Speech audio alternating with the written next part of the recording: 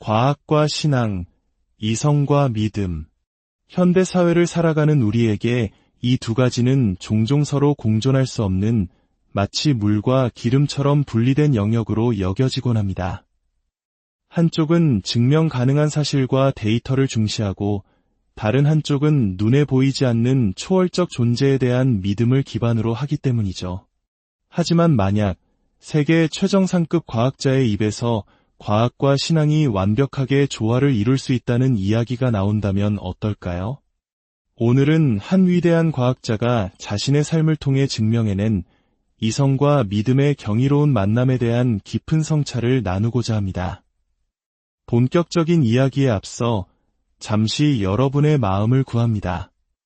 만약 오늘 이 이야기가 여러분의 마음에 작은 울림을 준다면 좋아요와 구독으로 저희의 여정에 동참해 주십시오.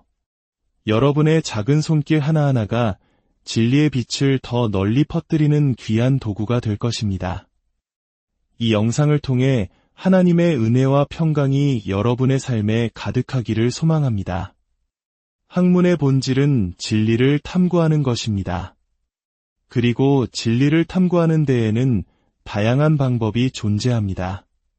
과학은 자연 세계의 법칙과 현상, 즉 눈에 보이는 세계의 진리를 탐구하기 위한 가장 강력하고 신뢰할 만한 도구입니다.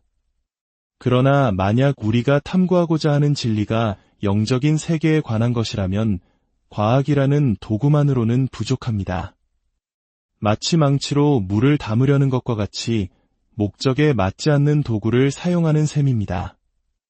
영적인 세계를 이해하기 위해서는 그에 맞는 도구, 바로 믿음이라는 마음의 눈이 필요합니다. 많은 이들이 믿음은 이성의 대척점에 있는 비합리적인 감정의 산물이라고 생각합니다. 하지만 저는 오늘 그 생각이 얼마나 큰 오해인지를 이야기하고 싶습니다. 오히려 신앙은 우리가 할 수 있는 가장 합리적이고 이성적인 선택일 수 있습니다. 여기 거대한 테이블이 하나 있다고 상상해 봅시다. 이 테이블 위에는 과거에 존재했고 현재에 존재하며 미래에 존재할 우주의 모든 지식이 담겨 있습니다. 실로 어마어마한 양이겠죠. 이제 그 방대한 지식의 테이블 위에서 우리 각자가 가진 지식은 어느 정도의 공간을 차지할지 생각해 봅시다. 아무리 자신감 넘치는 천재라 할지라도 그저 테이블의 한 귀퉁이에 아주 작은 점 하나를 찍는 것에 불과할 것입니다. 만약 하나님의 존재에 대한 지식이 우리가 찍은 그 작은 점 바깥에 존재한다면 어떻게 될까요? 그렇다면 자신의 미미한 지식의 원한에 없다는 이유만으로 나는 신이 없다는 것을 안다라고 단언하는 것이 과연 합리적인 태도일까요? 그것이야말로 가장 비이성적이고 가장 거대한 믿음을 요구하는 주장이 아닐까요? 신이 없다는 것을 증명하기 위해서는 우주의 모든 지식을 알아야 하지만 그 어떤 인간도 그럴 수 없기 때문입니다. 오히려 우리가 가진 그 작은 지식의 원안에도 초월적 존재를 가리키는 증거들은 이미 존재합니다. 우주의 시작으로 알려진 빅뱅을 생각해 보십시오. 과학은 빅뱅이 있었다는 사실을 설명할 수는 있지만 무엇이 빅뱅을 일으켰는지, 그 이전에는 무엇이 있었는지에 대해서는 답하지 못합니다. 과연 우주가 스스로를 창조할 수 있었을까요? 무에서 유가 저절로 생겨날 수 있었을까요? 자연을 초월한 어떤 존재, 즉 하나님께서 이 거대한 창조를 주관하셨다고 생각하는 것이 훨씬 더 논리적인 추론이 아닐까요? 더 나아가 이 우주가 얼마나 정교하게 설계되었는지를 보십시오. 물리학의 수많은 상수들, 예를 들어 중력의 색이나 전자의 질량 같은 값들이 단 하나라도 아주 미세하게 달랐다면 우주에는 어떤 물질도, 별도, 생명체도 존재할 수 없었을 것입니다. 이 모든 것들이 생명이 탄생할 수 있는 완벽한 조건으로 조정되어 있다는 사실은 우연이라고 보기에는 그 확률이 거의 0에 가깝습니다. 위대한 물리학자 스티븐 호킹조차도 그에 져서 시간의 역사에서 이러한 우주의 정교함에 대해 이것은 종교적인 함의를 갖는다고 인정했습니다. 그렇습니다. 논리적이고 과학적인 증거들을 따라가다 보면 우리는 하나님이 존재한다고 말하는 벼랑 끝까지 이르게 됩니다. 그리고 그곳에서 우리는 과학만으로는 설명할 수 없는 영역을 마주하고 믿음의 도약을 할 것인지 선택해야 합니다. 우리가 죽으면 어떻게 될까요? 과학은 이 질문에 답을 줄 수 없습니다. 하지만 저는 오랜 시간 신앙의 여정을 걸어온 사람으로서 우리가 지금 눈으로 보는 이 세상 너머에 무언가가 존재한다고 믿습니다. 죽음 이후에 우리는 그 실체에 대해 훨씬 더 많은 것을 알게 될 것입니다. 물론 제가 하나님의 음성을 직접 들었거나 환상을 본 것은 아닙니다. 저의 믿음은 C.S. 루이스나 성 아우구스티누스와 같은 위대한 신앙의 선배들이 그랬던 것처럼 감정적인 반응이 아니라 수많은 증거들을 검토하고 깊이 사색하는 이성적인 과정을 통해 얻어진 결론입니다.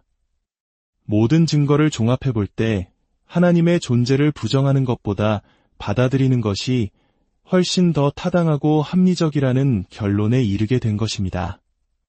물론 모든 증거를 살펴본 후에도 나는 알 수 없다고 말하는 불가지론은 지적으로 정당한 입장일 수 있습니다. 하지만 종종 불가지론은 깊은 탐구의 결과라기보다는 이 복잡한 문제에 대해 고민하고 싶지 않다는 회피의 다른 이름일 때가 많습니다.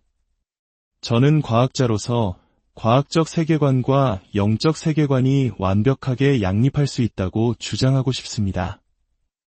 이 두 세계관은 제 안에서 매일 조화롭게 공존합니다. 신앙은 저의 과학 연구를 더욱 의미 있게 만들어줍니다.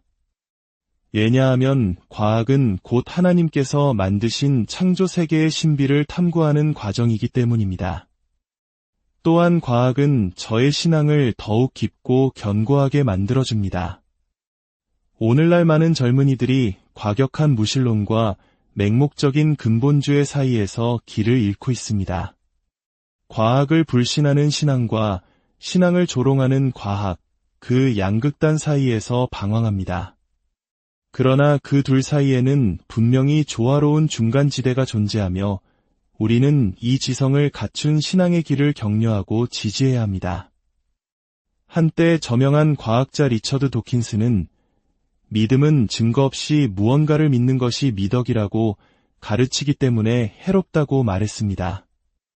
저는 젊은이들에게 결론을 내리기 전에 증거를 찾으라고 가르쳐야 한다는 그의 말에는 동의합니다. 바로 그 과정이 한때 무신론자였던 저를 신앙인으로 이끌었기 때문입니다. 그러나 도킨스 박사의 오류는 오직 과학적 증거만을 유일한 판단 기준으로 삼는다는 점에 있습니다. 만약 하나님이 존재한다면 그분은 본질적으로 자연의 법칙을 초월한 분입니다. 과학은 자연을 탐구하는 도구이지 자연 너머의 존재를 판단하는 도구는 될 수 없습니다. 제 삶에서 과학과 신앙의 조화를 가장 깊이 느꼈던 순간은 바로 인간 게놈 프로젝트를 이끌었을 때였습니다. 인간의 모든 유전 정보를 담고 있는 DNA 지도를 완성하는 이 거대한 프로젝트는 제게 하나님의 마음을 아주 조금이나마 엿보는 듯한 경이로운 경험을 선사했습니다. 인간의 DNA는 제게 하나님께서 생명을 창조하실 때 사용하신 위대한 언어처럼 보였습니다. 요한복음 1장 1절은 이렇게 선포합니다. 태초에 말씀이 계시니라. 이 말씀이 하나님과 함께 계셨으니 이 말씀은 곧 하나님이시니라. 하나님께서는 말씀으로 세상을 창조하셨고 그 말씀으로 생명과 평화, 사랑을 세상에 불어넣으셨습니다. 놀랍게도 DNA 역시 하나의 언어입니다. A, T, G, C라는 단 4개의 문자로 구성된 이 놀라운 이중나선은 지구상의 모든 생명체에게 생명의 정보를 기록하고 전달하는 하나님께서 친히 쓰신 생명의 책과도 같습니다.